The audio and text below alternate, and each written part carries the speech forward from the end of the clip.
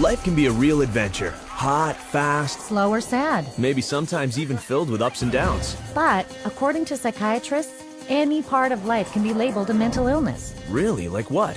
Let's say you're upset after a bad breakup. Well, that could be labeled depression.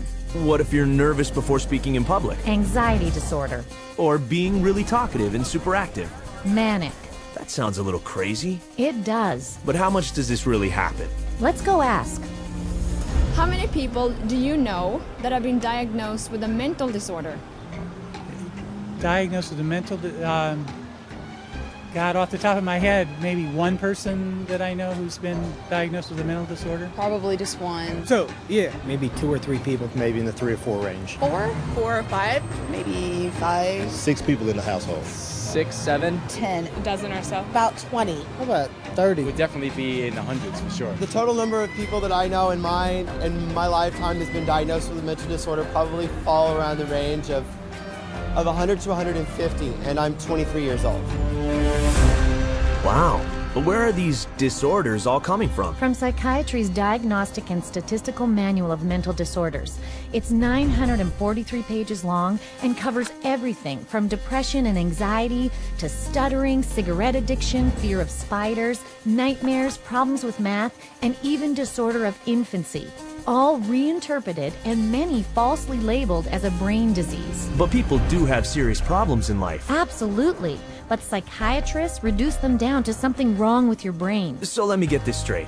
Psychiatrists have a book of life problems reinterpreted as mental disorders? That's right. Wow. Then it must be backed up by a lot of science. You'd think so, but it isn't. Psychiatrists at one of their recent conventions admitted to it. Listen to this. DSM is made up by committees of men who have political opinion, and women too, who have biases and political opinions. And so there isn't nearly as much science in DSM as there ought to be. Like in the previous one, people had a meeting in the bathroom and they decided that something should be in there, and then they would go and propose it to the whole committee. You have this kind of lumping together of several observations, and when you get enough of them in one tent, you got a diagnosis. DSM system is not the real system of the diagnosis. A lot of the disorders that are in there haven't necessarily been rigorously validated. It's just the best tool that we have available, but it is not perfect. It's so useless that if you give me a patient and the DSM, I'll make at least 20 diagnoses on the same patient. You have to take it with a grain of salt anyway. It's actually getting more and more complicated. We're left with diagnosing things on the basis of checklists and questionnaires, which leaves us sort of out of, as you said, the rest of medicine because we don't have a biological test. Amazing. The lack of science in the DSM is actually an open secret.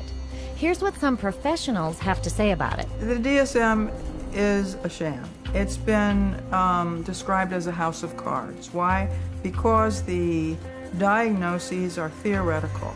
They're not based on scientific measurements. It's sort of a shaky level built on another shaky level, built on another shaky level. It is flimsy and that it is easily collapsible under the scrutiny of critical thinking. If you just pull one little fragment of the reasoning aside and question it thoroughly, you'll find it doesn't stand up, and then that means that the whole organism collapses because you've got some wrong premises in there somewhere. In fact, they're all over the place. It is indeed a house of cards because it's predicated on not a solid structure. It is built to create an apparently legitimate edifice, which results in a diagnosis. But any serious inquiry will show it to be illegitimate.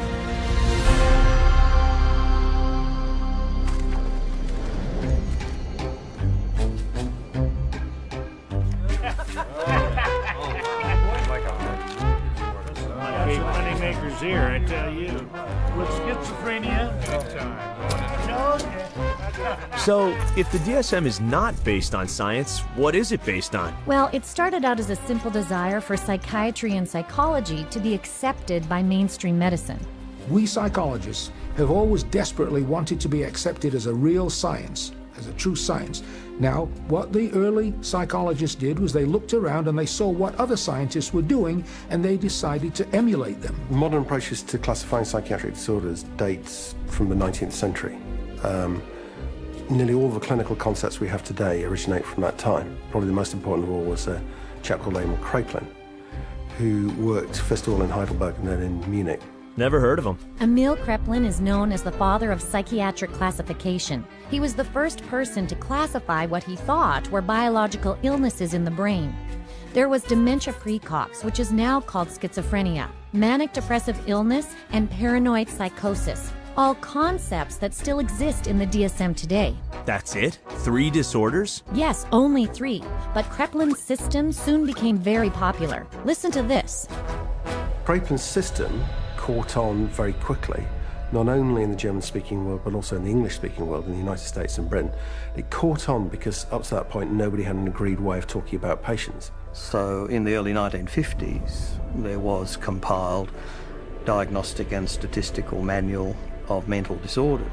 Now, there are very few statistics in the book. Disorder is used essentially as a euphemism for illness.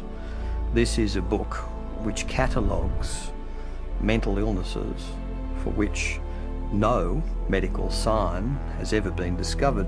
This primitive pamphlet was 130 pages long and listed 112 mental disorders, small compared to the current DSM, but much bigger than anything Kraepelin envisioned. Why so many? Because by defining more and more of life as abnormal, psychiatrists could get their hands on a huge amount of government money. Defining life?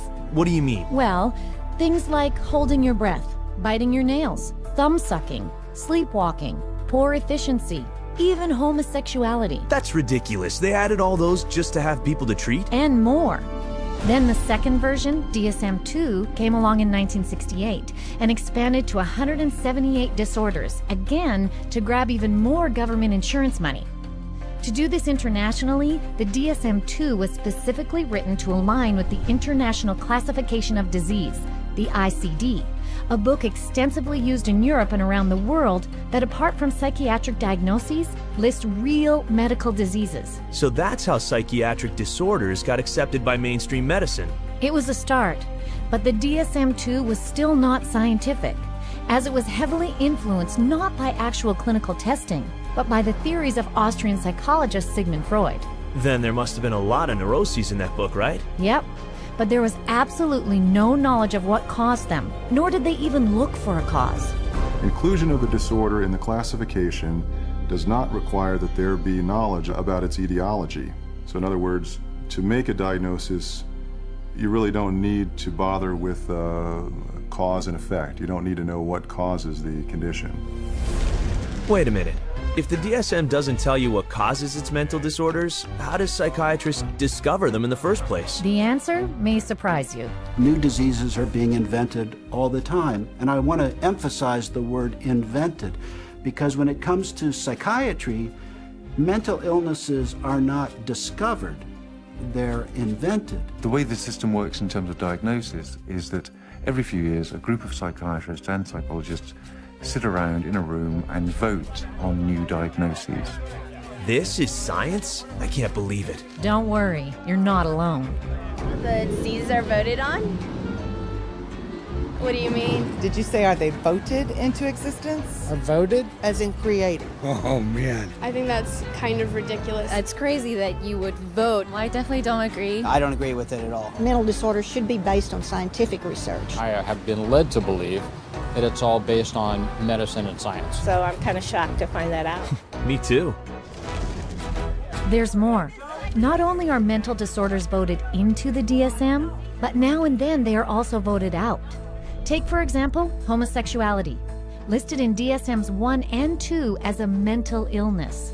This is how the editor-in-chief of the DSM-3, Robert Spitzer, explained it. I came up with a definition in 1973 that made it possible to argue that homosexuality was not a mental disorder. On a vote, essentially, at a conference of the American Psychiatric Association, it was removed. Now, did they discover that homosexuality was not a disease through scientific processes? No. It was included for political reasons, and it was removed for political reasons. And the end result is a vote. It's a supposed democracy. So to call it science is a complete fabrication. So the DSM is actually political, not scientific. Right.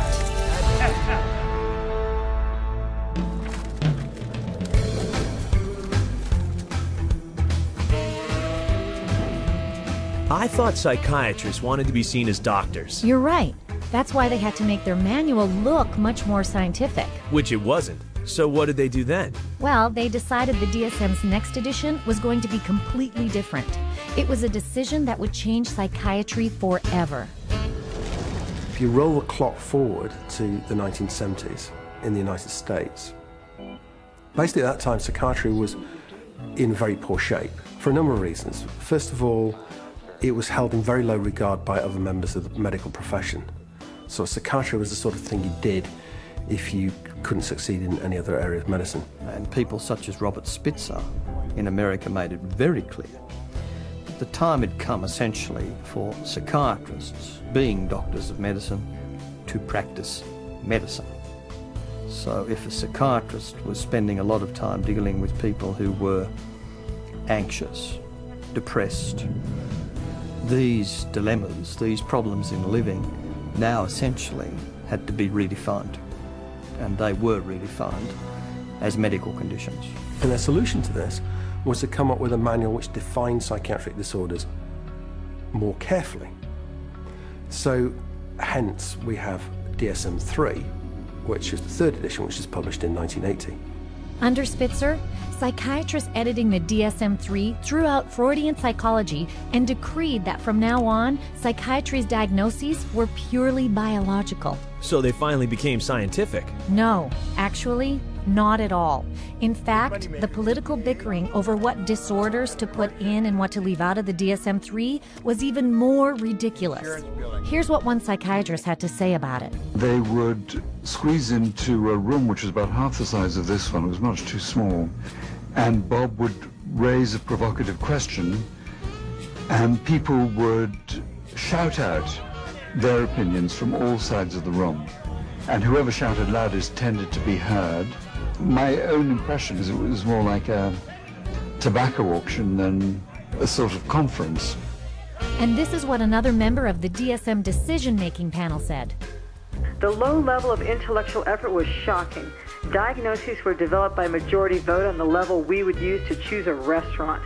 You feel like Italian, I feel like Chinese, so let's go to a cafeteria. Then it's typed into the computer.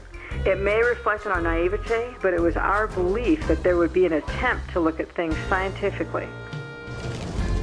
Sounds like they had a diagnostic manual that looked more scientific but had no more science in it than before. Meanwhile, the number of mental disorders in the DSM-3 had ballooned to 259.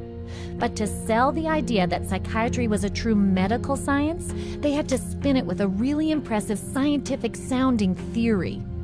But with DSM-3 from 1980 on, there was the progressive medicalisation of psychiatry, and the notion of chemical imbalance was invented and essentially took hold. Whoa, chemical what? Chemical imbalance theory. It was first suggested in 1965 to try to explain how depression might be caused by an imbalance of certain brain chemicals. I'd like to hear this. Joseph Schildkraut theorized that because psychiatric drugs alter the levels of some of these chemicals, then mental illness must be caused by too much or too little of them. Isn't that backwards? It sure is.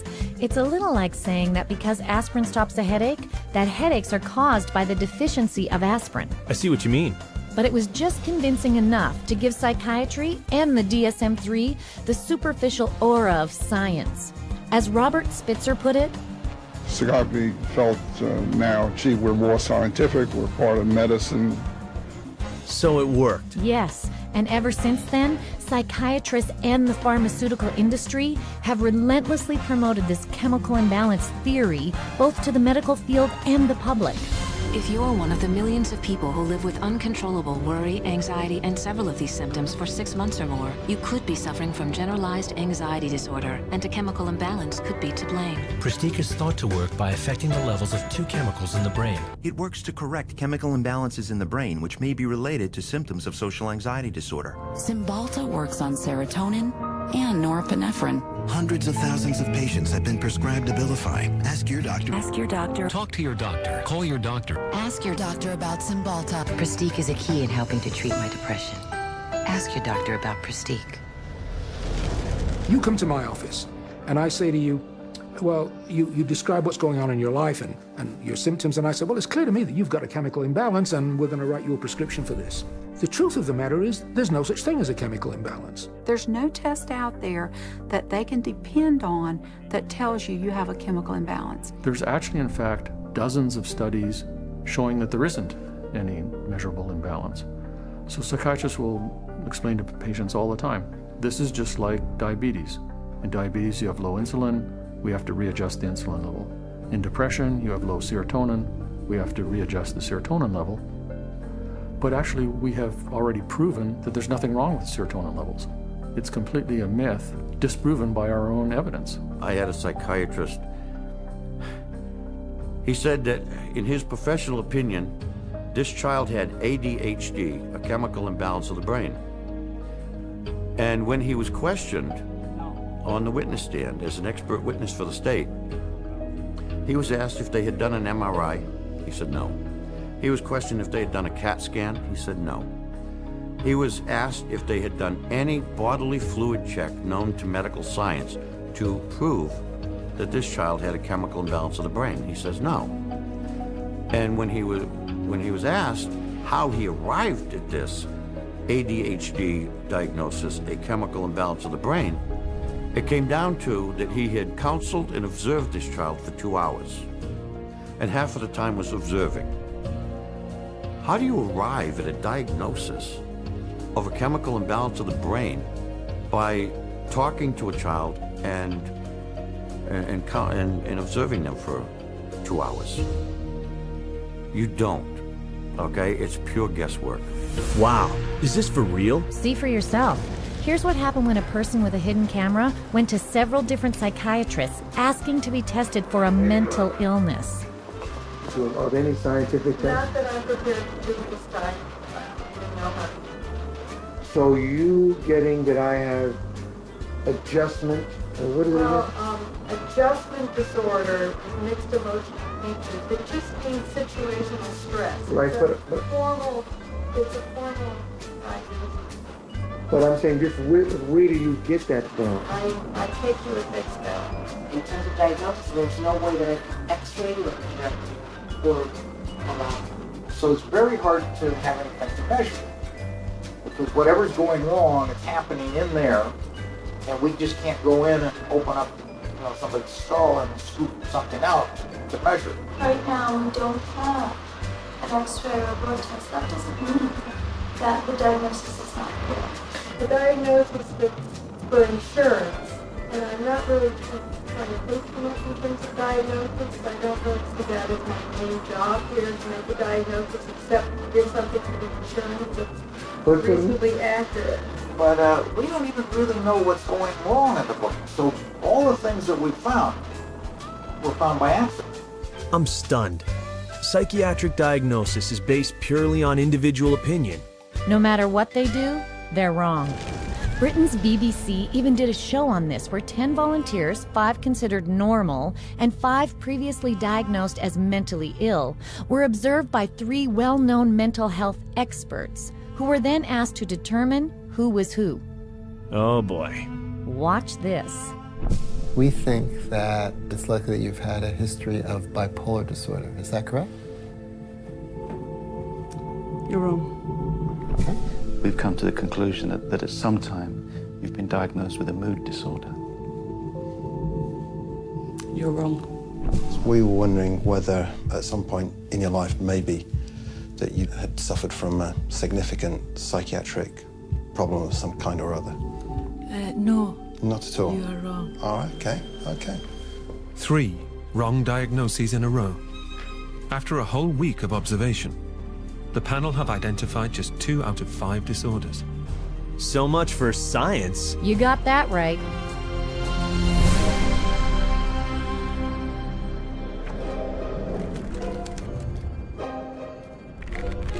Okay, I'm in. And I got a pair of compulsive disorders here. I have a question. How can psychiatrists call themselves evidence-based when they have no evidence? It goes further. Not only do psychiatrists have no test to prove the mental disorders they label you with, they can't even define what a mental disorder is. No. They even stated in the DSM. Watch this. Although this manual provides a classification of mental disorders, it must be admitted that no definition adequately specifies precise boundaries for the concept of mental disorder. There you go. Unbelievable. But psychiatrists weren't done yet.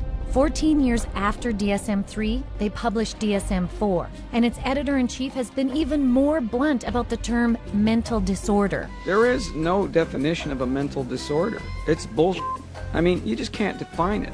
So even though they admitted they couldn't define what a mental disorder was, a term they used in the title of their own manual, they added more disorders? A lot more. 115 to be exact, for a grand total of 374. That's over 3 times the number of disorders listed in DSM-1. And in just over 40 years. And this book weighs almost 5 pounds. That's bigger than a Metropolitan phone book. It's a buyer's catalog of mental illness. And with it, 120 million people worldwide have been diagnosed with a mental illness. Wow. But what about the International Classification of Diseases? Has there been an increase in mental disorders there too? Most definitely. The ICD's Mental and Behavioral Disorders section almost parallels the DSM. Whatever happens in the DSM is mirrored there too. Okay, well, so far I found out there's no test to identify or confirm a mental disorder diagnosis. There's no proof to the chemical imbalance theory, and that they don't even know what a mental disorder is. And they admit it, at least to each other. Here's one prominent psychiatrist speaking at a recent APA convention. You're sitting in your office, you see a depressed patient, you have no idea what's the matter with them. And I know all of you think you know the answer, but in terms of evidence, I don't know the answer, and I don't think any of us really know. That's astonishing. And yet, they will give you a diagnosis very quickly anyway. This is another influential psychiatrist at the same conference. Jim Burley at the Maudsley Hospital did a study once on how long it took people to make up their mind about the diagnosis after they entered a room. And it was about, how many, David? It was 2 seconds? It was a couple of minutes. It was very... A couple of minutes? Yep. Of course, even the then president-elect of the American Psychiatric Association is on record for saying the DSM is pretty much a joke. Well, what does D stand for? I used to think it is diagnostic, but over the last few years realized it is more like a dartboard. Dartboard? Are psychiatrists telling their patients any of this? No. In fact, psychiatrists act like they know what they're talking about while keeping the public in the dark. I was sent to a psychiatrist who saw me again for maybe about 15 minutes, talked to me how I was doing at 7 years old, and I left with a prescription for Ritalin. Probably within the first 15 minutes, he diagnosed me with having an anxiety disorder and put me on prescription medication. The amount of time it took for the diagnosis was, I'd say, probably within 10 minutes is, I was diagnosed with anxiety, with depression, within 10 minutes of speaking to the psychiatrist, and I was put on those drugs immediately. I received numerous different diagnoses from different doctors, and each one gave me a different drug. I didn't have to undergo any tests. I didn't even have to sit there and I didn't have to ask any questions. It was just, that's what you've got, and this is the drug. They really didn't talk to me. They were always talking and questioning my mother. It was all about getting the information from her and not from me. It doesn't make sense to me. I researched it, I've done my research, and I still can't fully understand how you can diagnose somebody with a short attention span. There was never an explanation. Nobody really knew what it was or why it was caused or how did you get it, why did anybody have it, and what could anybody do about it. Just here, have some medicine and go away. And I was put on, a horse's dose of an antidepressant called Effexor, 450 milligrams a day. They say if you're on 300, you're comatose. It wasn't always Ritalin. It went from Ritalin to like Wellbutrin to Concerta to Adderall. I remember asking these doctors, is there any other way we can do this? Is there any other therapy? Is there something we can do that won't make me feel so badly, that won't give me all these side effects and just horrible sensations through my body 24 hours a day? Is there something else I can do that might be not having to do with medications? Doctor said, no. See, what you have is very complex. You have a chemical imbalance in your brain that the only thing that can correct it is medication. Wow. Lots of diagnoses, but all you seem to get is meds. Right. Today, a psychiatric diagnosis really means a psychiatric drug. The whole question then becomes, okay, if we apply these labels, what next? And the what next tends to be, you get a prescription. And the prescription is for a drug that doesn't work very well and is toxic. It's like a 1-2 punch. The number one of the 1-2 punch is the diagnostic manual. You've got all these disorders to choose from. The two is the treatment. So you've got the diagnostic manual in place, you've got a machinery in place, and then you've got this treatment that is there for the taking. For everything you can think of that might seem to be odd behavior, the psychiatry field has a name for it. And then for every name of every diagnosis you have, there's going to be pharmacology behind it, and they have a pill for it. Let me fan it out and pick a card, and there you go. Here's your label, and there's the drug that we'll give you to go along with that label. 98%, maybe 99% of people will get a diagnosis that justifies the use of a medication and also a follow-up appointment. Because remember, the business of medicine, the business of psychiatry, is seeing patients. And the psychiatrist that tells a patient they don't have a problem and there's no medicine for that problem doesn't have a very busy practice. And that's sort of the purpose of the DSM-345, to provide a diagnosis that can be given a drug for that patient. It's a quick buck. You don't need to do a physical exam. You put it in the chart, it's done. Prescribe away. Lifetime patient. That's what the DSM is for. Are they saying the DSM is only there to justify drug treatment? I'm afraid so. Wow.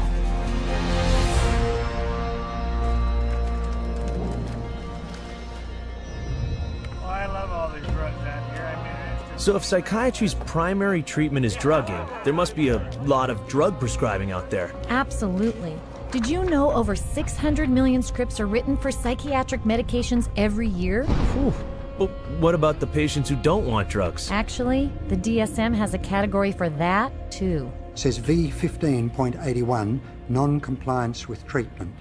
Now, this category can be used when the focus of clinical attention is non-compliance with an important aspect of treatment for a mental disorder or a general medical condition.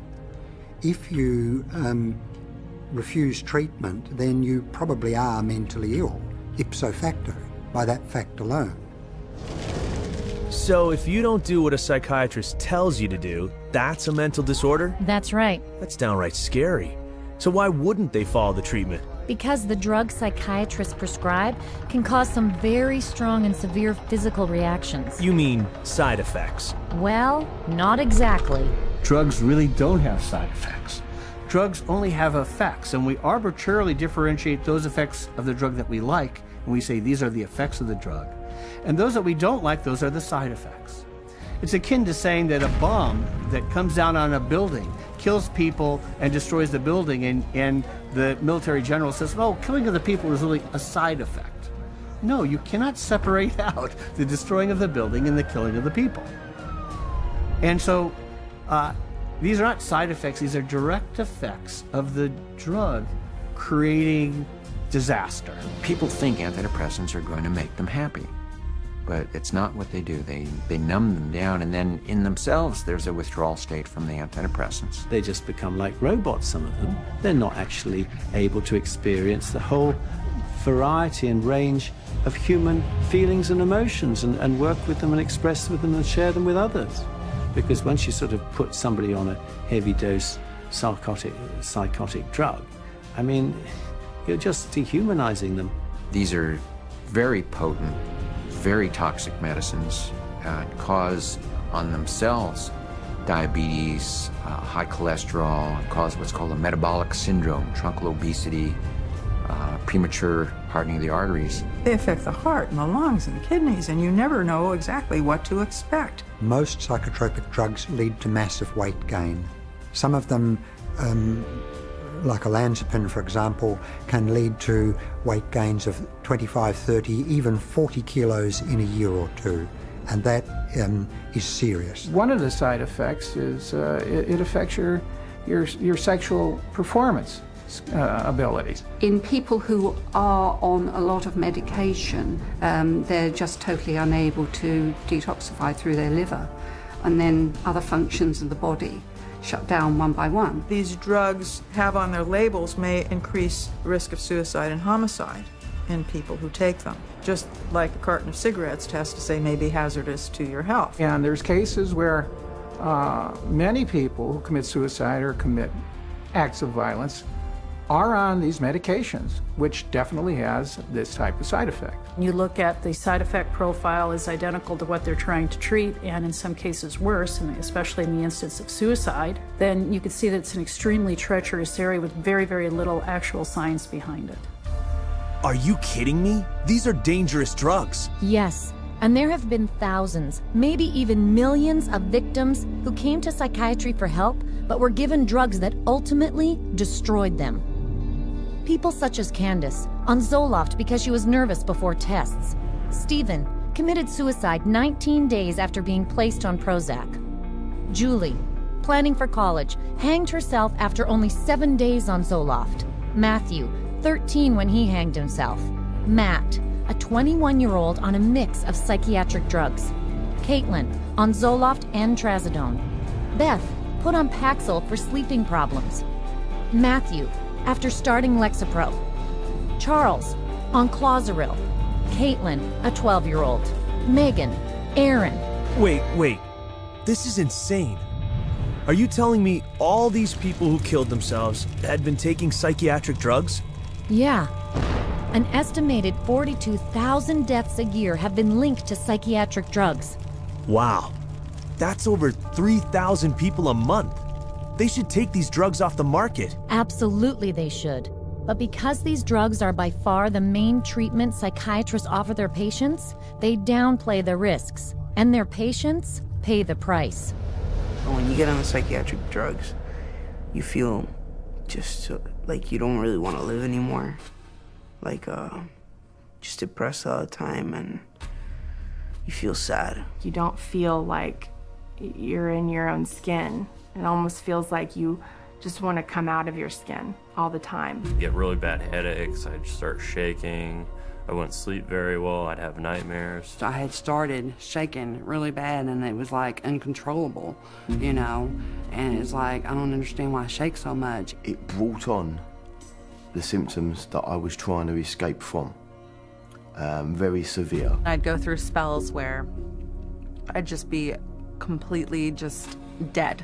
There would not be me there. I'd just be standing there and there would be nothing. I think we all have emotions, happy, sad, you know, situational emotions in life, and it didn't allow me to experience them. You don't experience tears, you don't experience a lot of laughter. It just makes life real flatline. I described to a friend of mine as like waking up in a manila folder and it's a cloudy day. Everything is boring, unmemorable, unspecial. It changed me. It changed who I was. It changed the essence of my personality. You know, it just started making me worse. And I got in such bad fights with my brother. I scratched his face up and, you know, stuff like that. I started to experience suicidal ideations almost immediately.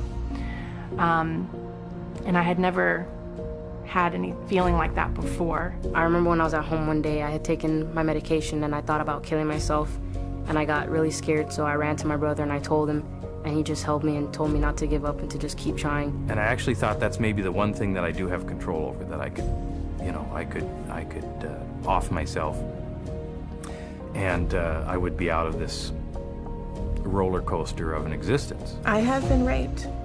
I have been coerced into doing things that I do not care to speak of. But just to put it in perspective, even having experienced that, the experiences in thoughts and loss of self that I had, being put on Prozac was the worst violation I have ever experienced. I'm speechless. People don't even know what these drugs are doing because they trust their psychiatrist. Not only that, recent studies have shown their drugs like antidepressants don't cure disorders any better than a dummy sugar pill, a placebo. So, just to recap, not only does the DSM provide the label psychiatrists put on you, but it justifies their drugging you with powerful drugs that have lots of side effects and don't even work. This is really messed up. Definitely. And yet, they still cling to the idea that they can correct your unwanted behavior with chemicals.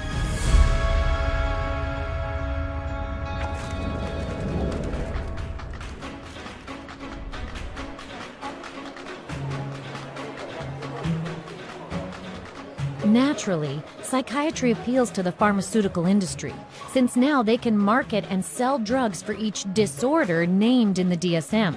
I know those marketing campaigns, they're everywhere. Yes, but if you'll notice, they're also marketing the disorder.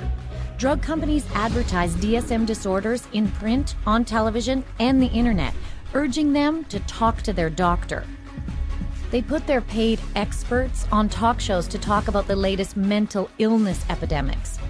They plant newspaper articles about them and even hire psychiatrists to conduct studies and write papers to give the disorder the air of science. Because if people think they have the disorder, they'll ask for the drug. Exactly. The pharmaceutical industry markets disorders. Because if you can market a disorder, then you've got something to sell your product to treat. So people suddenly come to think of things they previously didn't regard as a disease state as a disease, go to the doctor, see the psychiatrist then prescribes the drug that the drug companies have received FDA approval for, and everyone is happy except for the patient. They're all working together, the psychiatrists, the pharmaceuticals, and one feeds the other. So again, job security for the pharmaceuticals and also job security for the psychiatrists. And it's not just drug companies pushing these diseases. One psychiatrist, Joseph Biederman, created and popularized a disorder called pediatric bipolar. He actually said it can begin from the moment the child opens his eyes. Bipolar? As in mood swings? For children? Unfortunately, yes. In just 9 years, Dr. Biederman fueled a 40-fold boom in the number of children labeled with bipolar, most of whom were prescribed powerful antipsychotic drugs meant only for the most seriously mentally ill. I had no idea. The psychiatrist editing the DSM-4 admitted the DSM's part in creating the child bipolar fad. Well, we learned some very, very painful lessons in doing DSM-4. But inadvertently, I think we helped to trigger 3 false epidemics. One for the childhood diagnosis of bipolar disorder. Too late now, isn't it? For many kids, yes. And since psychiatrists claim that mental disorders like bipolar can't be cured, psychiatrists and drug companies have made customers for life. So it's a natural partnership. Absolutely. Drug companies provide tons of research money to psychiatrists, who then come up with even more diagnoses to treat with psychiatric drugs. Drug companies have become increasingly dependent on mental illness diagnoses in order to maintain their profit margins. And psychiatrists and increasingly clinical psychologists are more than happy to manufacture mental illness in order to make that happen. Hence, the increase in size of the Diagnostic and Statistical Manual of Mental Disorders. The strategy is how many people we can diagnose with a particular label that would be broad enough to include a ton of people in it. And the mentality behind that is the sale of the pharmaceutical drug, which eventually becomes the treatment. These drug companies are making a lot of money, and they're spilling that money and sending that money to people that will help support their cause. So it's not a surprise at all that they have infiltrated so many of the committees within the DSM and so much of our own medical education. Wait a minute. The drug companies have infiltrated the committees of psychiatrists deciding on what disorder to list in the next DSM? On DSM-4, 56% of the committee members had personal financial ties to pharmaceutical companies.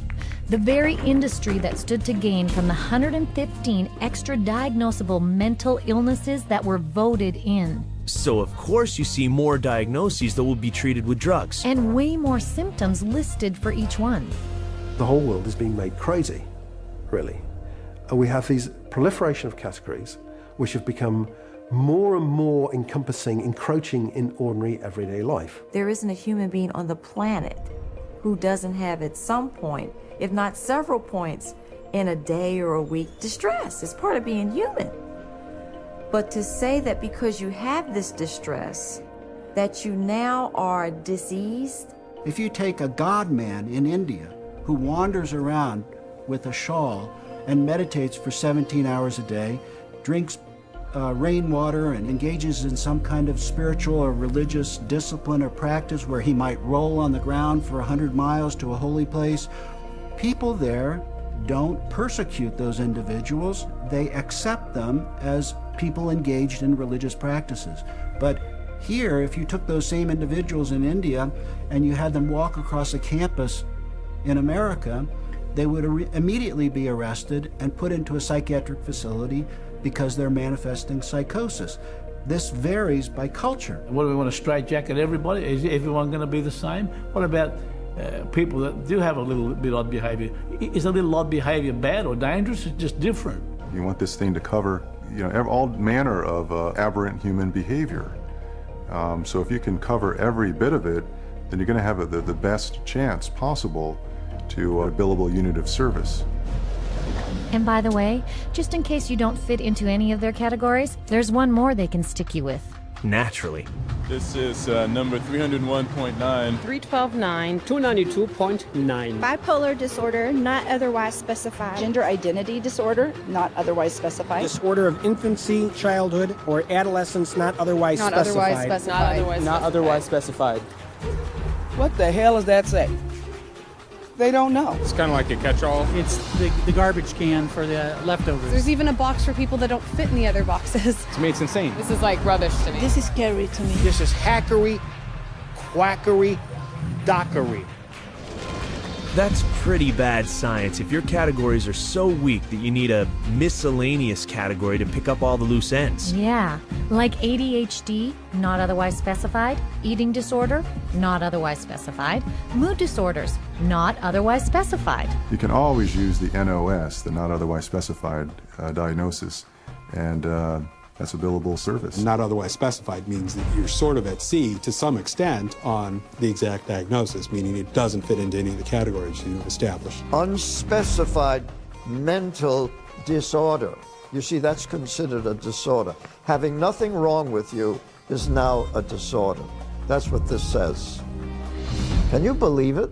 No, I can't believe it. There's a category called unspecified mental disorder, as in, we're not describing it for you. That's a mental illness too? It gets crazier.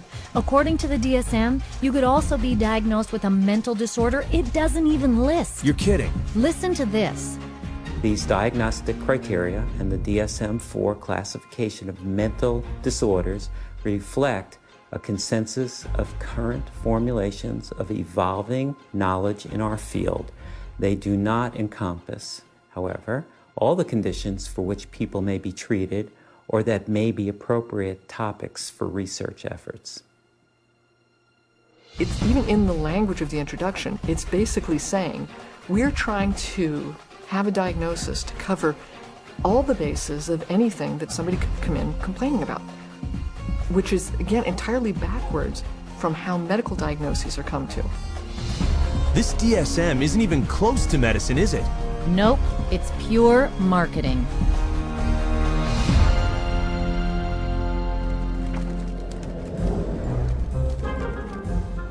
God bless the insurance companies. You get these multiple personalities. Oh, sure, insurance companies. That's more insurance bill like that. Big money right there. Something still bugs me. If psychiatric treatment is so long, expensive, and ineffective... I know. Who would be willing to spend such exorbitant amounts of money for psychiatric treatment that drags on for years, often for a lifetime, while delivering such lousy results? Exactly. Who pays for all this? Mostly government and private health insurance. Right, insurance. In fact, the psychopharma lobby has been very effective in getting laws passed forcing insurance companies to provide mental health insurance equal to regular medical insurance. That's called mental health parity, right? That's it. But economically, this has been a catastrophe. So there's nobody who walks into a psychiatrist's office that isn't going to go out with a label. He's got 374 choices or so based on the Diagnostic and Statistical Manual list of symptoms. So he's got to fit you into one of those categories in order to get paid. The DSM really should be called, how to bill the insurance companies, how to get money from the insurance companies. It's a list of codes, and there's a number for everything, and that number goes on an insurance form, and then you get payment for it. The DSM is completely built into the system now because you can't get reimbursed by an insurance company unless there's a DSM diagnosis. A kid wets the bed, you can bill on that. They're going to have one called a skin picking disorder. You pick your skin, you can diagnose and bill on that. You can always find a diagnosis and you'll always be able to bill. A psychiatrist or psychologist can go through their book now and find a diagnosis code for just about anything. Everybody would fall into something that they could put a diagnosis on and fraud insurance companies. What a racket! You got it. Every year, the psychiatric industry uses the DSM to rake in $100 billion from the U.S. government and private insurance. And that's just one country. I'm starting to realize just how much the DSM has pushed up the overall cost of medical treatment. I know. The average insurance bill from psychiatrists is double that of general medical treatment. And that raises what I have to pay for insurance. Right, and it wastes taxes too. The Texas State Mental Health Insurance Program was almost bankrupted by one class of very expensive psychiatric drug, normally prescribed for bipolar disorder. Wow, that's a lot of drugs. Sure is. And on top of that, because DSM diagnoses are so arbitrary, another huge and costly problem is insurance fraud. Private psychiatric hospitals have been caught posing as stop smoking and weight loss clinics to get people to admit themselves. Come with me. Paying recruiters $3,000 a head to funnel government insurance patients through their doors. How many more you got coming? A bunch. And holding patients inside as long as possible until their insurance coverage runs out. And all this is for the insurance money? Right. And once patients are enrolled, any diagnosis can be pulled out of the DSM to justify treatment. Check out this hidden camera footage from someone posing as a psychiatric hospital worker. I'll say patient display. That's how my opening is always a classic. Patient display.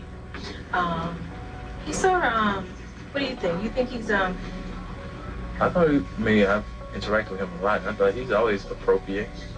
He's always... But under behavior, what's some good words in here? He's not negative. He's sort of intrusive a little bit. Not really. He doesn't push limits anymore. He doesn't really act intrusive. He acts sort of anxious. Focus on the negative. And why should we focus on the negative? Because that's how they get paid. I mean, this is what they told me. I mean, you write what you want to write. I know I got to write for you. So I know what I have to write. You know what I mean? So that's why Like, why do you have to write it? So this place can get paid.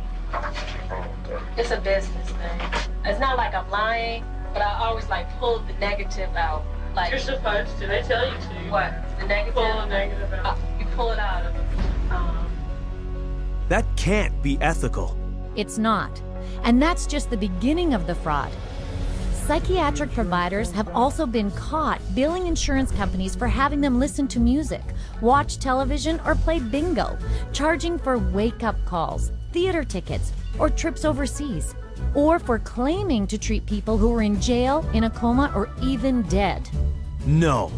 Some psychiatrists have even been busted for having sex with their patients and billing it as therapy. That's sickening. As one insurance fraud director said, the extent of the fraud is limited only by the imagination. I had no idea.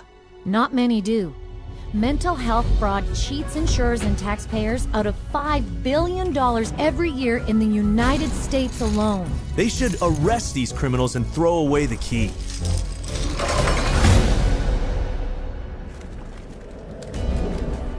It's the Diagnostic and Statistical Manual of Mental Disorders, the third edition. Did I mention that psychiatry has also been very successful in using the DSM to infiltrate our court system? The courts too? Yep. The clinical diagnosis of a DSM-4 mental disorder is not sufficient to establish the existence for legal purposes of a mental disorder.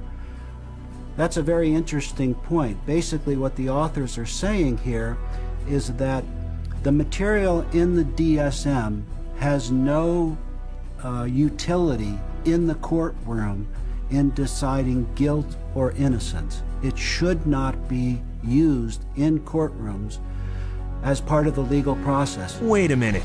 Didn't the DSM just state that it cannot be used to establish the existence of a mental disorder in a court of law? Precisely. And yet, it is used all the time. Yeah, like in the insanity defense. More specifically, not guilty by reason of insanity. How about custody battles, civil commitments, probate court? She doesn't currently suffer from any type of mental illness that would make her a danger. I've read about psychiatrists appearing in court on opposite sides, each using the DSM to bolster his case, yet each accepted by the court as an expert witness. There was no evidence, as far as I could see, for psychosis or delusions. Because he's suffering from narcissistic personality disorder and a delusional disorder, a complete contradiction. It hasn't always been this way. In the beginning of the 20th century, a psychiatrist in a courtroom would be laughed out of the courtroom by and large. Today it's commonly accepted testimony as long as it's in accord with the DSM. The danger in using the DSM in a court setting is that you're using a vocabulary that the judge or the jury doesn't fully understand. They are, by concocting these psychobabble words, it makes it seem like there's something there that may not be there. The courts have allowed all this junk science to come into the courts, and they've made case law on it, and once the case law is made, we're stuck with it until it gets overridden. They come in with tests, they come in with their diagnostic categories from the DSM, and they say, we've done tests, we've determined that this person has this numbered malady, and therefore they do. And there's almost no way to pry a judge out of accepting that. When a psychiatrist makes a diagnosis in court, is that the person is sent to a mental institution, deprived of liberty, and we have no idea whether he's guilty or not. On the basis of DSM diagnoses, someone is involuntarily committed to a psychiatric institution every 40 seconds. That's just so wrong. And anyone, anytime, can lose everything because of the opinion of a psychiatrist. Listen to this. I went to a stop smoking course at Vanderbilt. And the doctor, the lady that ran the program said that she goes, we need to get you on a stop smoking medication. So she prescribed me Zyban. Well, after the fact, I find out that Zyban is nothing but this really powerful antidepressant called Wellbutrin. Yeah, I stopped smoking, but I had no idea the hell. I mean, the hell. The hell's gates were being opened when I started taking Zyban. I had been clean and sober for 18 years. Just never considered that. But something about that, I started experiencing the craving to drink again, and my life fell apart. Divorce, relapse. So then a sibling of mine got wind of my relapse, wanted to gain control of my pocketbook and my life, and found a dirtiest lawyer in town who knew, one of the dirty psychiatrists, and bought and paid for an evaluation, had a hearing in a court before I was ever served notice. And the next thing I know, every right that a human being can possibly have was taken from me. And you have less rights as a conserved person than you do as a criminal. I mean, you are stripped of every right. You can't enter into a contract. You cannot marry. You cannot sue.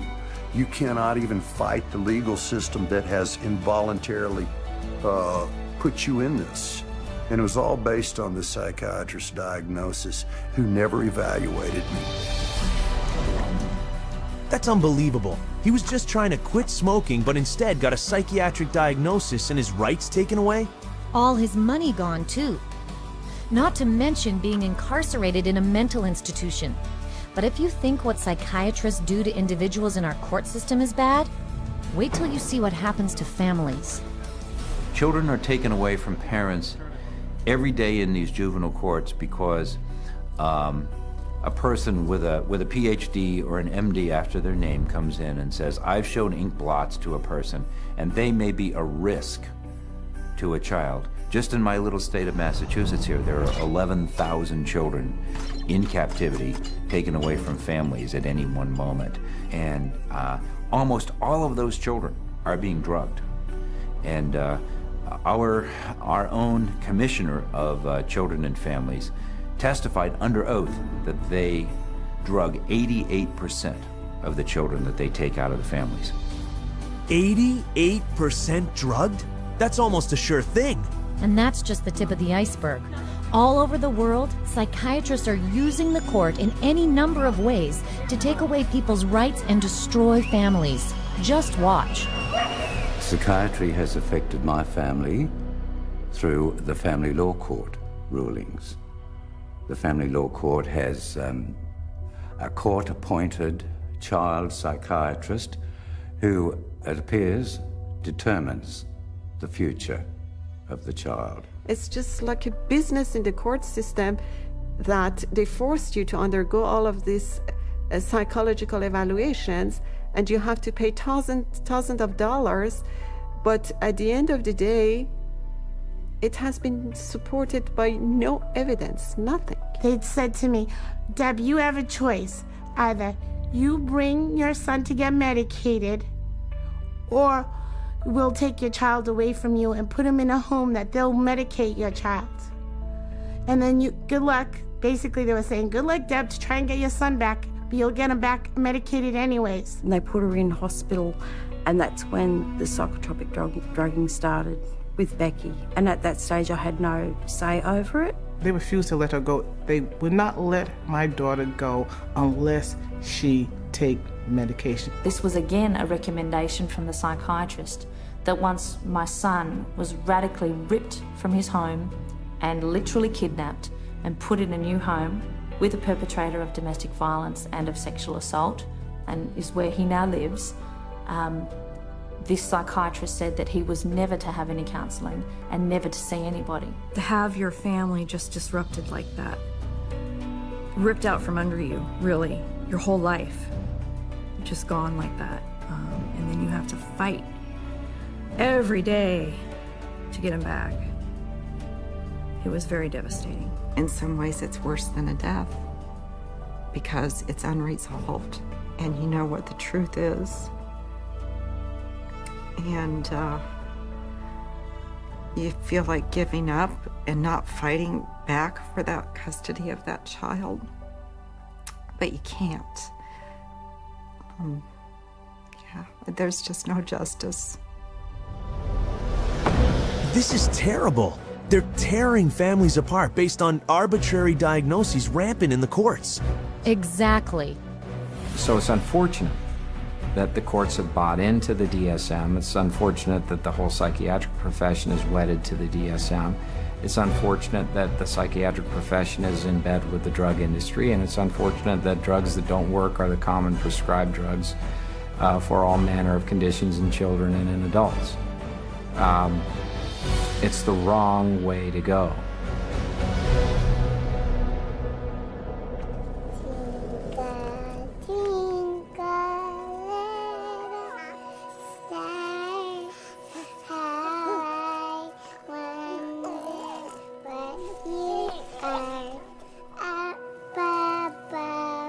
Oh no, not them too.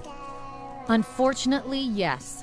Children are now a huge target market for psychiatry. The number of childhood disorders listed in the DSM has skyrocketed from 3 disorders in 1952 to 44 today. That's 15 times more. And yet, the DSM basically admits it shouldn't be diagnosing children. In early childhood, it may be difficult to distinguish symptoms of attention deficit hyperactivity disorder from age-appropriate behaviors in active children, such as running around or being noisy. We basically don't know the diagnosis from normal childhood. That's what that's saying. Attention deficit hyperactivity disorder. That's what psychiatrists call kids who don't sit still in class, fidget, run, or climb a lot. Basically childhood behavior, right? Right. And 20 million kids worldwide have been labeled with some mental disorder. So instead of letting kids be kids, psychiatrists are now telling parents their children are mentally ill and need psychiatric drugs. It used to be that you were on the playground, you had the weird kid, you had the shy kid, you had the goof off, you had the hyper kid. You can't have that anymore. Now it's all medical diagnoses. For them to come up with new diseases and new issues and diagnosis in their book, it doesn't correct bad behavior, okay? They can give children all the pills they want. It still doesn't correct bad behavior. The thinking still is, you must fit into this mold. And if you don't fit into this mold, there's something wrong with you. And if you're not the person who designs the mold, too bad for you.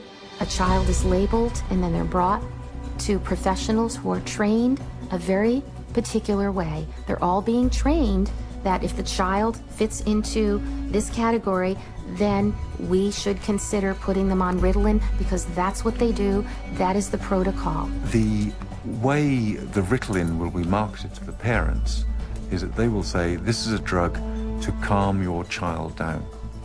What they won't say is that methylphenidate is a form of speed. It's a form of amphetamine, and what we're actually doing is overdosing your child on speed. It's a stimulant. So naturally it's going to increase heart rate, increase blood pressure, and you put a kid out on a football field on a hot summer day, and his risk of having a cardiac event of some sort has just gone up. You know, I heard that stimulants given to kids diagnosed with attention problems are chemically very similar to cocaine. Yeah, and they have such a high potential for abuse, they're listed by the US government in the same category as morphine, opium, and methamphetamine.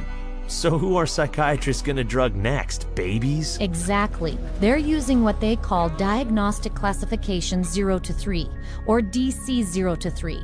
It's like a mini DSM for babies and toddlers. Listen to this. We already targeted our school children with ADHD and bipolar.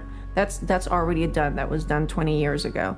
And we're moving younger with DC03 to the 0 to 3 age group, where they're trying to make popular the idea that it's okay to medicate 0 to 3-year-olds. The idea of a program to determine whether a child from birth to the age of 3 has a mental illness is so preposterous, so absolutely insane, that it's simply an additional part of the insanity that is now extant throughout this country. I cannot think of a program that is more insane than that. How are they going to diagnose a 1-year-old or an infant with a psychological disorder? How do they know? You almost have to ask ourselves, if our societies become sick, what are we doing to our fetuses, our infants, our children, that would make us need to have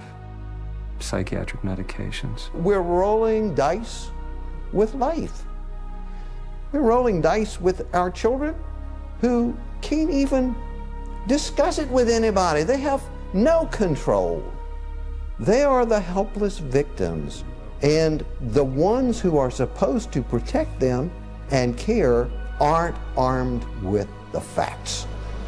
If parents knew all this, they'd be furious. You bet they would. But watch out, because the DSM also says you could catch a psychiatric disease from your children. You can't be serious. It's in the DSM.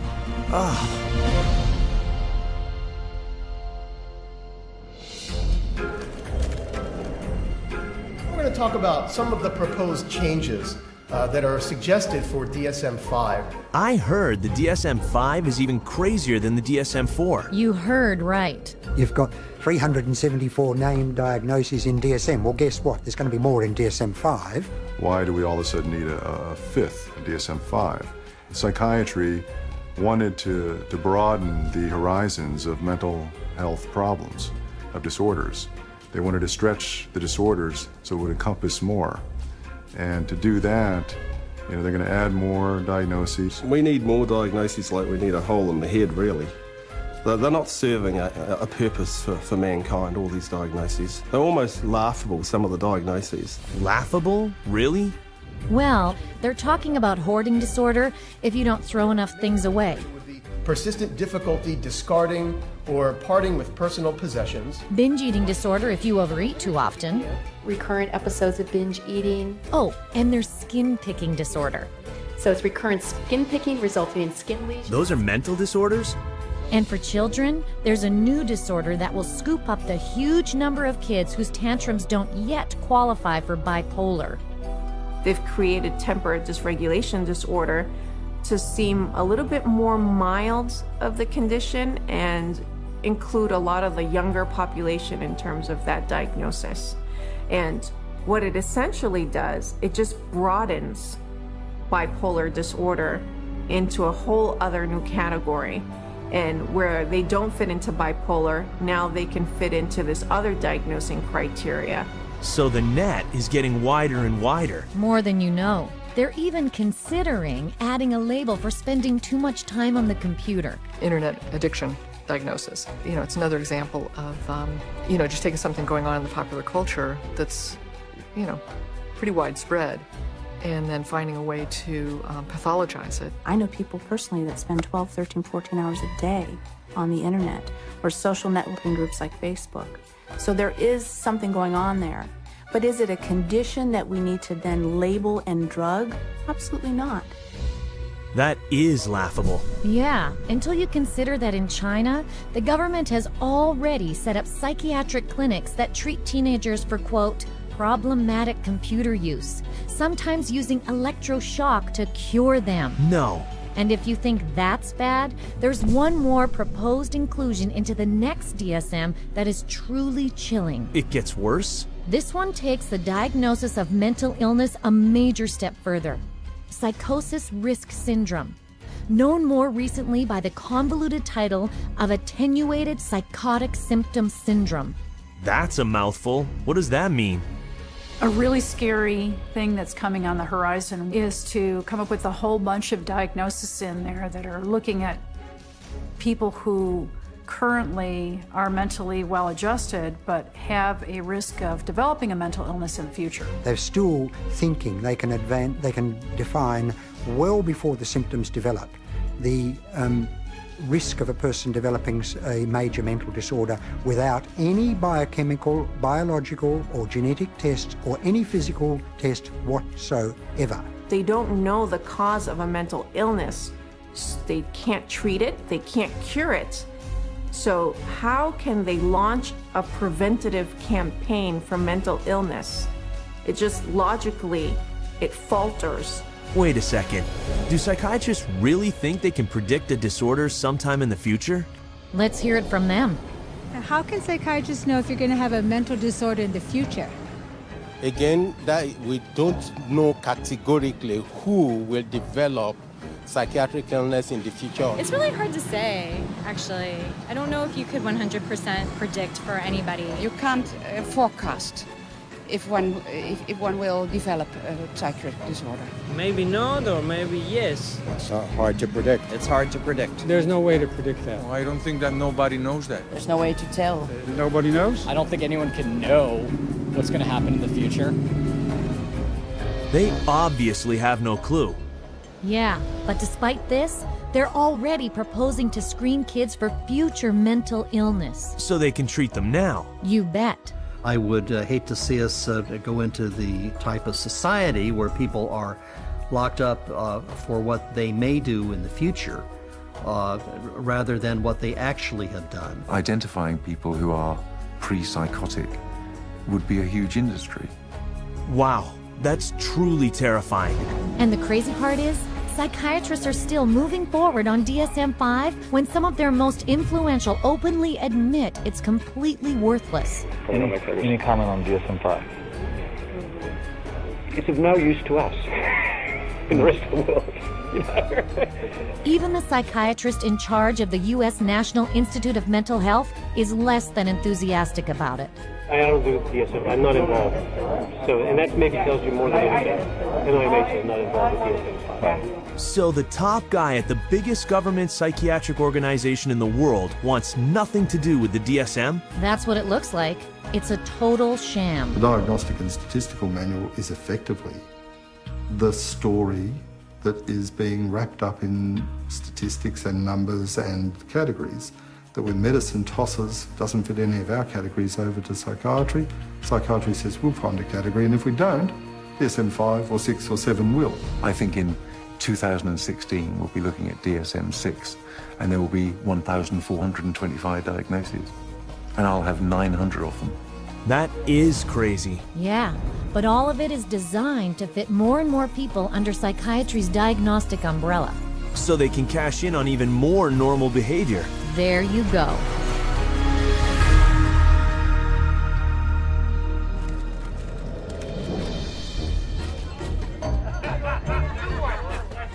So, if the DSM is so completely useless, why are psychiatrists... Oh, gotcha. It's all about money, isn't it? With psychiatry, it's always about money. And it all starts with the DSM. As Robert Spitzer said, the American Psychiatric Association found out it could make a lot of money by selling it. They've made a tremendous amount of money. Every time they revise the DSM system, the American Psychiatric Association makes a hell of a lot of money. A hell of a lot of money? How much are we talking about? $6.5 million in sales a year. Whew. But it's not just selling the DSM that rakes in the profits. Psychiatrists and drug companies make money every time they use it to diagnose someone. You create disorders so that you can treat it with a drug. It's the ultimate money-making machine. How many people can we drug? How many labels can we put out there? How many people can we herd into these labels and feed them a drug so we can get richer, make more money? There's an inherent conflict of interest, and that conflict of interest is driven by the desire to make money. More money, more money, more money than one should expect. Huge money in the psychopharm business. If you really did the research on these diagnoses, you'd see that 90% of them or more don't exist. They're not valid. Then that's all of a sudden, all that reimbursement from the insurance companies disappears. So we have to cut the money cord, as well as cutting the DSM cord if we're ever going to really succeed, stopping this juggernaut from continuing. And once again, it's follow the money, and you'll get your answer every time. This has been a big eye-opener. Let's see, there's no lab test for a so-called mental disorder, which psychiatrists can't even describe in their own manual. The chemical imbalance theory is totally bogus, and yet psychiatric drugs that supposedly balance your brain chemicals are being prescribed to people of every age. Yeah, to the tune of $84 billion a year, adding an overall increase of $10 billion to health premiums in the United States alone. And we are paying for all this through government taxes and higher insurance bills. That's right. The entire psychiatric industry uses the DSM to haul in $330 billion a year. That's $1/3 of $1 trillion.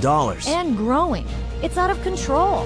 Well, the whole system is now a runaway train, but the DSM is the locomotive.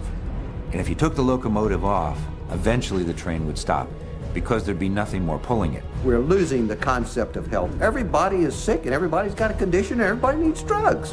You're going to end up with a whole society that's going to basically have to be led around by the hand. But who's going to lead them around? Because they're drugging so many of them. In psychiatry, you know in your heart of hearts that you're not really diagnosing. You know in your heart of hearts that you can't really treat what you think might be wrong. And you also know that most of what you're dealing with in the DSM is unprovable and unreliable, not a predictable indicator. So what do you have then? Good question. I guess they got nothing. And people are being hurt. Yeah. You're very lucky to go through psychiatry and survive. It really is as simple as that. Only when enough people rip the veneer away and show that it's just nothing more than a Hollywood set is it ever going to fall down. It would be good if all the medical professionals who are really practicing medicine and really trying to help people and based on scientific fact and what they can best do to improve the lives of others, if they would recognize, just be able to look at this fact. It's hard to look at it, but look at this fact and be ethical and be honest and clean up the profession by getting rid of this fraudulent part of it. Psychiatry. I couldn't have said it better. It's so obvious. We need to get rid of the DSM. It's terrible for society. I know. In spite of its incredibly shaky foundation, the Diagnostic and Statistical Manual has literally impacted every part of our world. Our schools, our governments. Our court systems. What about the media and the military? Those too. Basically, our entire society. And all without a single person cured. The DSM really is more than just a house of cards. The Diagnostic and Statistical Manual is psychiatry's deadliest scam.